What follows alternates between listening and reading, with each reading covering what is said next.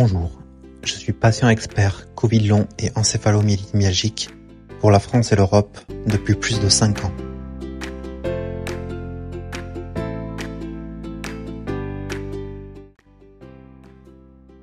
Cela fait 5 ans maintenant que je suis lanceur d'alerte auprès du ministère de la Santé, de la Haute Autorité de Santé, de Santé Publique France et de l'Organisation mondiale de la santé. Pourtant, ni ces institutions, ni les médias n'ont relayé le message qu'une épidémie mondiale d'humains désactivés était en train de se produire. En effet, la vraie caractéristique de ce virus, ce n'est pas qu'il tue, mais c'est qu'il désactive des humains en les faisant passer de actifs à inactifs, une incapacité énergétique sévère, mimétique de l'état énergétique d'une personne en fin de vie. L'histoire m'a donné raison. J'aurais préféré le contraire. Néanmoins, les personnes touchées ne vont cesser de s'aggraver pour la majorité, mais surtout, à l'échelle mondiale et à l'échelle de la France, le nombre de cas ne va cesser de croître. C'est une épidémie de cas chroniques, sévèrement handicapés, qui est en train de se produire. Et ce n'est que le début. En effet, les syndromes post-infectieux entraînant un état sévère, chronique d'handicap sont en forte croissance en France et dans le monde.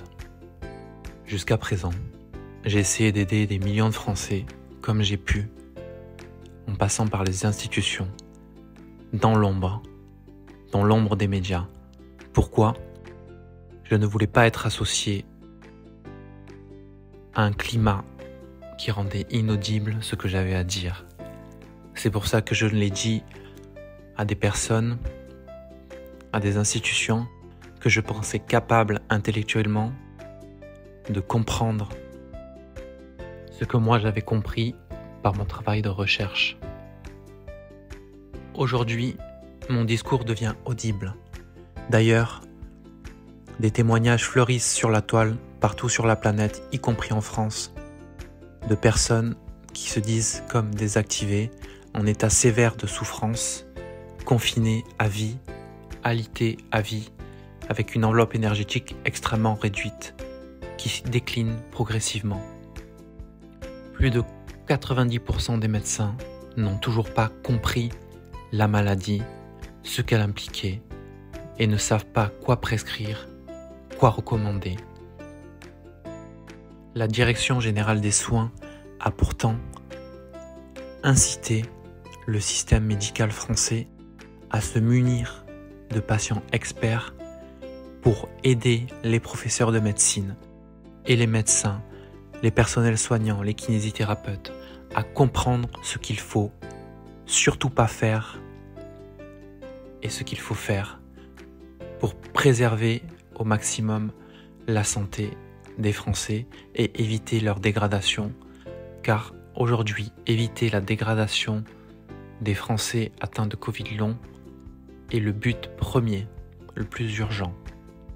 Mais qu'il est dur, oh oui, qu'il est dur pour un médecin qualifié de sachant d'avoir un ego assez faible et avoir le bien commun en tête pour se dire « Ok, je vais travailler avec un patient expert qui va m'expliquer son expérience et m'apporter son expertise. » À cause de cette incapacité de la majorité des médecins sachant à être éduqués, pas sur tout, mais juste sur cette maladie précise, le malaise post-effort, l'encéphalomyélite myalgique, le Covid long, eh bien des milliers, des millions de patients s'aggravent et surtout la recherche n'avance pas. Bref, je pourrais parler des heures sur le sujet, mais je fais cette vidéo une nouvelle fois pour lancer une alerte. Une alerte, une demande d'aide aux journalistes les plus courageux, aux médias les plus courageux.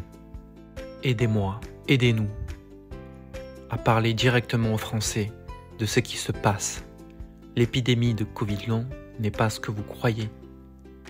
Je suis à votre disposition pour rendre visibles des millions d'oubliés, des millions qui n'ont pas récupéré, des millions d'invisibles, des millions de déniés, des millions de personnes qui n'ont bientôt plus la force et l'énergie de vous parler et de témoigner. Aidez-moi à expliquer aux Français et aux institutions sanitaires l'urgence de la situation, de cette épidémie qui ne va cesser de croître au-delà de 2030 et qui va engendrer de plus en plus d'humains totalement, progressivement désactivés. Merci.